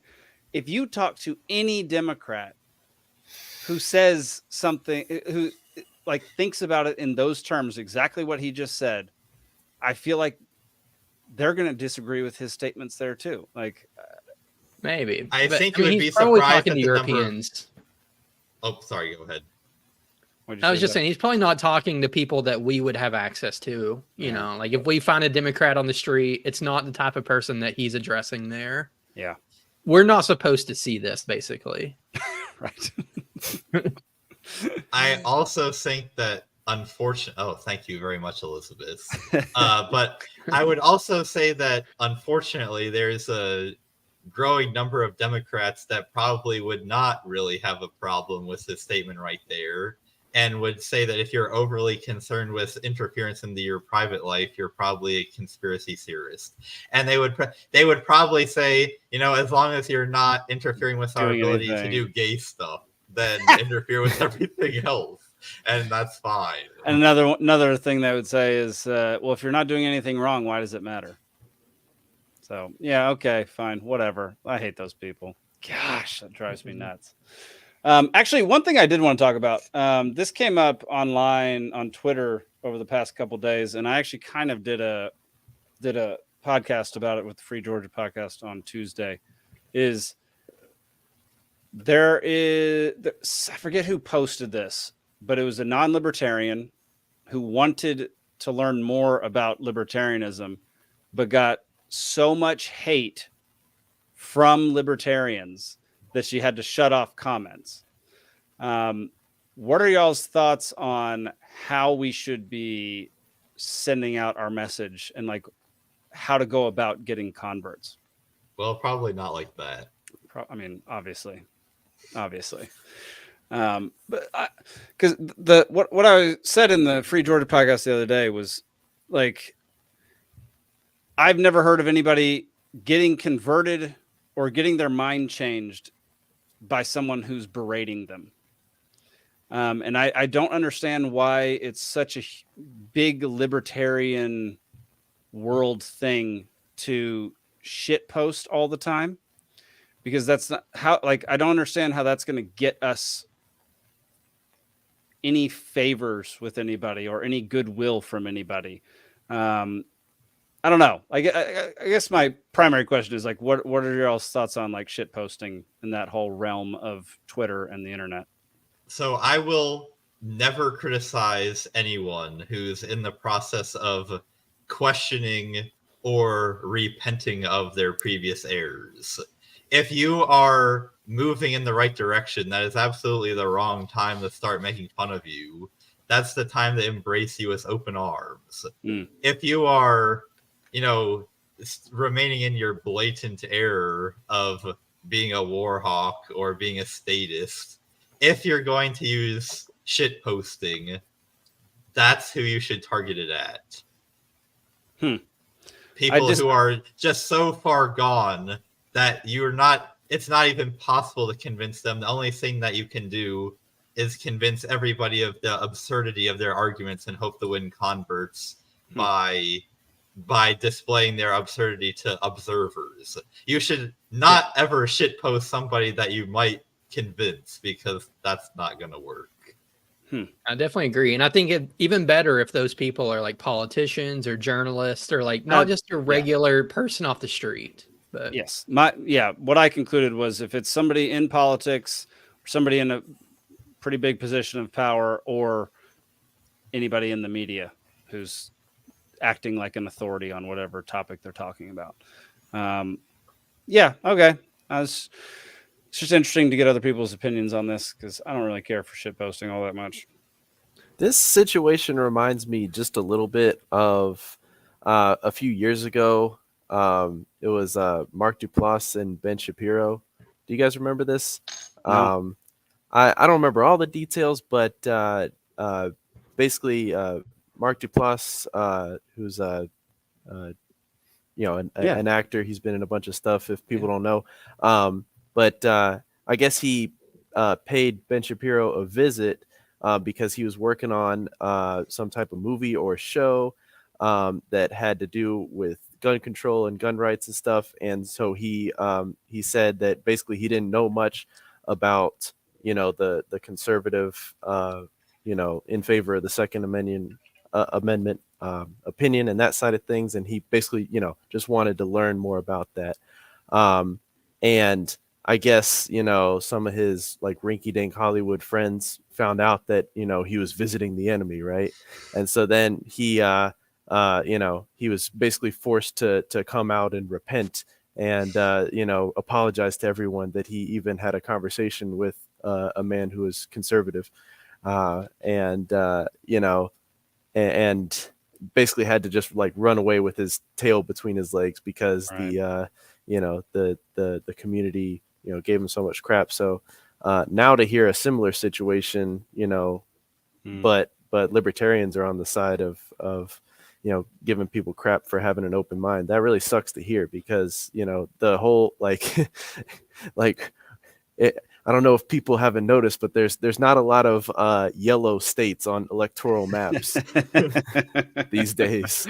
So we need to try to be open to anybody, even if we know they're not gonna change their mind. I would say if we should be happy to discuss with people if they're willing to listen at all, because then maybe other people hear the conversations and the dialogue just starts to spread around, and more of this needs to happen. And of course you don't want to discourage anybody from trying to learn. Absolutely. Yeah, 100%. You never want to respond to somebody talking to you in good faith with a shit post, because that will ruin everything. Obviously, if you're responding to a politician or a corpo journalist or whatever, you can pretty much always assume most of the time that they're acting in bad faith and they're not really listening to you or interested in having a conversation with you. But especially if we're talking about regular people that are not coming off with extremely sharp elbows, it's worth it to resist the impulse to do that. And it can be, I'm sure it's probably more difficult for libertarians than other people because we live in such a small community of people who are all highly ideological. very few people are born libertarian. You have to have gone on an intellectual journey to end up here, and that can definitely make you less tolerant of people that you think have put in less effort than you. But we have to understand that not everybody is as far along the path, and we've got to do what we can to help people if we think that we can reach them at all. I'll defend shit posting a little bit though, because like I think most of the time people are just doing it amongst themselves and it's pretty harmless. Like I'm just like shit posting to Zane or Liam or whatever. I'm just sending them to my friends. And that's fine. That's cool. Even, like dragging a journalist or politician, that is fun. I'm a huge fan of that. All that stuff. Like that's cool. And I remember what Jake is bringing up here, and the lady did have a little bit of like sharp elbows, like, hey, I heard libertarians suck ass. Like, why should I ever like them? And like, I get how some people would be very turned off and just like start attacking. But there were also very reasonable people who chimed in and maybe changed their mind a little bit. And that might be the route to take with random nobody, random person who could be part of your movement tomorrow and isn't part of the problem necessarily. But, I'm not against shit posting in general. I think it's fun. The other thing too is, oh, sorry. No, you're good. I'm done. You kind of have to realize what platform you're on. Like if you are highly offended by shit posts, I'm not judging you for having that opinion, but maybe don't go on Twitter. Because if you go on Twitter, what do you expect to find? Yeah, it's really the entire internet. It's like you kind of have to expect some level of like being or mean people or shit posters or trolls or whatever, no matter where you are. Like I work in tech and I'll every now and then like look up a question. I don't know the answer. And there'll be 15 replies saying how dumb you are if you don't know the answer. And like one helpful person. And, that's just the nature of the internet in a lot of ways. Yeah. Well, and if that, the girl we were just talking about, like, if she goes in and she does have sharp elbows and says, well, I heard, libertarians are stupid and they suck. Well, then I think it's our job to not suck and to just show her, and show the community just by our actions, like, no, actually, like, I think we have good arguments, and I think we're obviously extremely peaceful, and we want to encourage the notion of living and let live. Yeah. I'm curious, Liam, like, did you have any special strategy for communicating when, president of, did you say Yao at UGA? Yeah. Did you have anything that like you leaned on more strongly, like how I'm going to get the word out and like what our, tone is going to be or any of that sort of stuff? I think our strategy was more focused on things that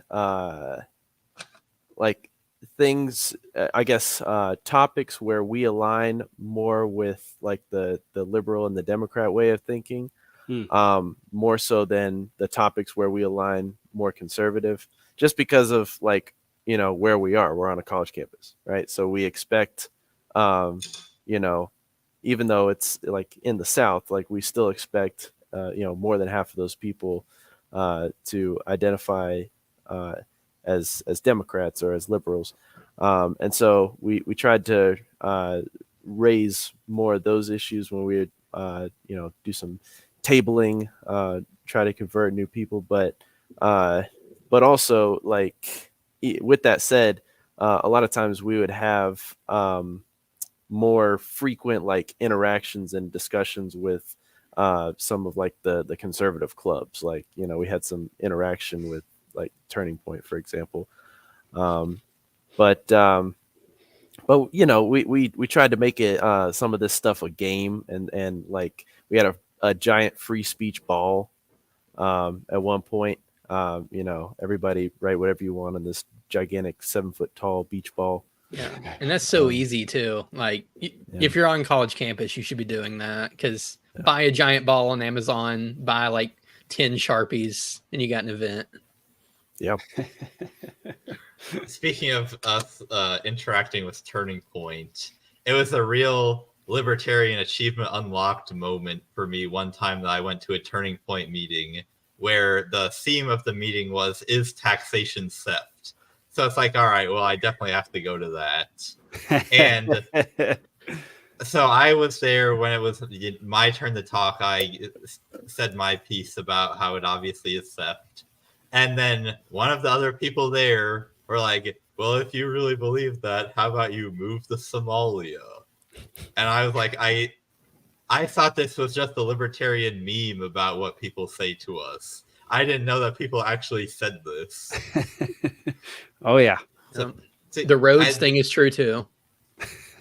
So there is a balance to be struck here, because if your messaging is too soft, then people might be like, well, I'm sure you're a good guy, but if you're 10% different from the Democrats and Republicans, then I'm not going to vote for you because you're not truly offering a compelling enough vision for me to abandon a party that actually wins some of the time for a party that never wins hardly at all. I mean, we do win local elections about one third of the time, so not to disparage our local election efforts because they're good, but you know what I mean. We don't win very much. Yeah, you just can't be like, I'm Mitt Romney, but 5% better. I'm like, well, but he has a chance of winning and you don't. So I'm just going to keep going with him, and I'm going to forget that you ever talked to me. Exactly. Speaking of shit posting, this is the best. This is one of my favorite things I saw on the internet this week was Joe Biden tweeted, "Let me be clear for those who don't seem to know, slavery was the cause of the Civil War." And then our very own Dave Benner, LP Tennessee, nemesis of neocons, did a whole just tweet thread storm on him, saying, then why did Lincoln declare over a year into it that his goal was not to either to save or to destroy slavery, and that if he could save the Union without freeing any slave or by freeing some and leaving others alone, he would do it? Then why did Lincoln support a constitutional amendment to make slavery permanent and irrevocable, offer it as a bargaining chip to end the war, and sanction the practice in Delaware, Maryland, Missouri, Kentucky throughout the war? And then it just keeps on going because Dave is a freaking historian and he's incredible at coming up with all these things. And then we should have him back on about this. And then Shane says, oh, look at you guys on the Muppet tweet team regurgitating government school propaganda. Good little teachers. That's the kind of that's about the most amount of shit posting that I can get behind. This isn't shit posting. This is quality history here. Well, Shane's is mini shit posting. Oh, Shane. Okay. Yeah, I mean, I approve of that too. But I was listening to an episode of the Dangerous History podcast by CJ Kilmer, if any of you have heard of that. And he made the interesting point that it's pretty clear to him that the reason that the South seceded was because they were afraid that the Union was going to ban slavery. But the reason that the Union invaded them was not to ban slavery. Correct. That's where I'm at. If you go and you read all the documents, all the reasons the states put out for why they succeeded, most of them mention slavery in like the first paragraph, if not the first sentence or two. But it does appear that Lincoln could give a crap and was doing it for other reasons. Yes, 100%. That is exactly where I'm at too. Because I mean, I grew up in Texas, just learning about it was only about states' rights and nothing else, which isn't the whole truth. But neither is it was only about slavery. So, well, that is something I think myself included we fall into sometimes. It's a little dangerous. Whereas, like, if the mainstream narrative is X, we're like, no, it's Y. You're completely wrong. But it's like, in this case, it's like, well, there's a kernel of truth. You have it a little wrong. Yeah. And there's nuance, but the libertarian impulse a lot of times is to completely reject it and substitute whatever is the opposite. And sometimes that's true. But in this case, I feel like slavery was highly important to a lot of the states who seceded. So, what was the impetus for this tweet in the first place? Was Joe Biden told by one of his secretaries, hey, Joe, you're running low on internet points. We gotta fire something up here. That was my question too. I think ever since Alex Garland's Civil War trailer came out, people have been talking about Civil War stuff. I know the answer. Oh, you do? Has nothing to do with movies, unfortunately. Oh. So somebody just asked Nikki Haley, what was the Civil War about? I'm sure this is what they had planned, and they're laughing right now because she was like, oh, I don't know, there's a lot of reasons and this, that, and the other, and blah, blah, blah. And she did not say slavery at all. And that's the keyword they were looking for. Yeah. So when she didn't say it, they're like, gotcha. We're going to run with this. We're going to say she doesn't think it's about slavery. And by the way, we hate Nikki Haley. I'm not sad this is happening to her, but that's why Joe Biden's being smarmy online, or his intern. You would think that of all people, Nikki Haley would get that question right because neocons all love Lincoln. Yeah. You would think so, especially since she's the one that they've picked. Yeah, that's wild. Yeah, that is kind of crazy that she did not get that question the way they want her to. So I don't really know. All right, y'all. We're to the funny stuff. I've got four funny videos lined up today. The first one's pretty dark, but play it anyway. It says sister who handles her mental health very well. Long hair sister who didn't. Thick in the The second one was a gravestone for listeners. Which, I mean, hilarious in one of the darkest ways I could imagine. I mean, I really hope it's completely made up. This is one of those stories you would hear from a comedian. And you're like, that was hilarious, but I really hope you're lying. Yes. If that's her sister for real, then she's not handling it well. Yeah, I really hope that it was just some random gravestone and they thought of doing a funny bit. That's what I really hope. Oh man. I don't know how many of y'all have seen this. This is a classic. But this is one of my favorite things. Hey, you want to make a bit of money? You should do what I did. Get into farming. See this? I got this selling corn. Comes out of the fucking ground. I couldn't believe it. You see that? It's made of chicken. It's actually made of chicken. You kill it, you got free chicken. You can sell it to people. Or don't kill it. Fucking eggs come out of their arses. Fucking hell. You know sheep? Bit woolly. It's wool! Pull it off, sell it, fucking grows back again. You cannot lose. Unbelievable. It's only 5 in the morning and I'm right where I work. And while the other poor sod's struggling in on the tube, I'm going to go and get some milk out of a cow. Who's a jammy bastard. That's a pretty good argument, actually. That's the original work from home is farming. Right. Right. All right. Third one.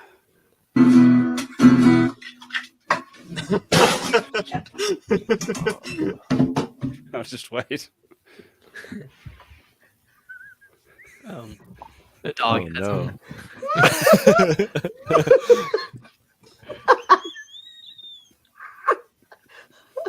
Thomas, what are you doing? Thomas. So this one reminds me of my granddad because he had false teeth, a Yorkie, and played guitar. So that is so funny. That dog picked them up in the most perfect way. Yeah. All right, final one. This guy cracks me up. I see him all over Instagram all the time.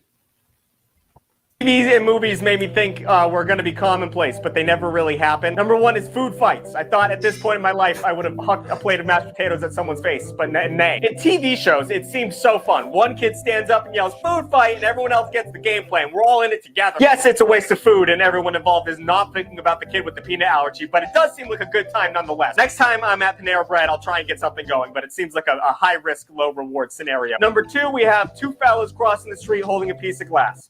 I don't know why this was so common. This happened a lot in cartoons and in movies for comedy. I don't know. I thought if I would ride my skateboard, sometimes I would come into that situation and I would have to handle it, but it never happened. Number three, I thought banana peels were going to be a lot more hazardous as I got older. Yes, they are oily and slippery, but I mean, goddamn, man, I've not seen one person in my whole ass life eat shit on a banana peel, and I've been kind of waiting for it. And finally, I thought I'd have a nemesis. Thought I'd have a mortal enemy at this point. I mean, I have people who I hate, and those people hate me, but that's more of a list of people I've had sex with, not villains. What happened to people whose whole life purpose was to foil your plans and undercut you at every turn, you know? I need dedication. I need someone who's going to stick through it to the end to make sure my life sucks. Like Doofenshmirtz. Things that TVs and movies... Yeah, I can't believe he didn't cover quicksand. Like, I thought that was going to be a problem quicksand, everywhere. That's a good one. Yeah, quicksand's a good one. I actually do have a nemesis. Oh, all right. Yeah. How did that happen? I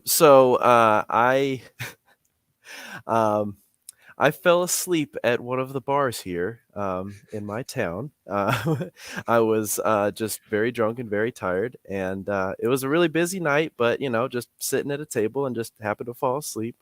And so one of the guys working there, he was just a real dick about it. Like, I understand, if the policy of the place is, that I have to leave or whatever because I fell asleep, okay, fine. Except he shakes me awake and he's screaming at me and he's, cursing me out and telling me I got to leave and all this stuff. And I'm, very drunk and disoriented, and I just woke up and I tried to fight the guy, and luckily my friends held me back and escorted me out of that situation so I didn't make it, really bad on myself. And then I go back to this bar a week later, didn't really think anything of it. And the guy kicks me out again. And he's like, "Oh, you fell asleep here last time. You gotta go." I'm like, "Are you kidding me?" Luckily, I guess he kind of gave up on his effort because now I've been back since without problems, but he remains my nemesis. And he's just laying in wait for you to lower your guard. Well, I've always said, if I see him outside the confines of his work, we're gonna have ourselves like a good old fashioned duel. I love it. That's great. Zach, have a food fight. Were you coming to me? What? I was just gonna say I would love to have a food fight. Like, I've always wanted to do that. Yes, 100%. Yeah. Zane, you got a nemesis? I don't care if it's completely staged. I want someone to stand up, yell, food fight, and then let's go nuts. Fair. I think that can be arranged at the Spike Cohen dinner. I'd be down with that. All right, y'all. Thank y'all so much for watching 2 hours of us talking about all this stuff. Liam, thank you so much for joining tonight, man. I really enjoyed it. It was awesome. I did too. Thank you for having me. Absolutely. Yeah, go get your tickets for Range Day with Spike Cohen, dinner with Spike Cohen, and the convention that's happening at the end of January 26th. Good night, Grumpy. 26th through the 28th, 26th for the Spike Cohen events, and the 27th and 28th for the convention. Yeah, make sure to tune in to Free Georgia Podcast on Monday nights. And I don't know, Zach, we got any other party business we need to address real quick? I think you've covered it. I mean, get on our email list. A lot of information's going out right now about convention. We just put out a rebuttal to the state of the state that was given by Brian Kemp. So look for that in our email and on our socials. And yeah, just join up and, get communication so that you can see all these things that are coming out. Awesome. All right, y'all. Grumpy says we need volunteers. An email will be going out about that too. So if you are interested in volunteering at the convention, get on our email list and look for that shortly. When I'm not yawning, I'll end this podcast. All right, y'all. Thanks for tuning in. We really appreciate it. We'll see y'all next week at 8 p.m. Eastern. Peace.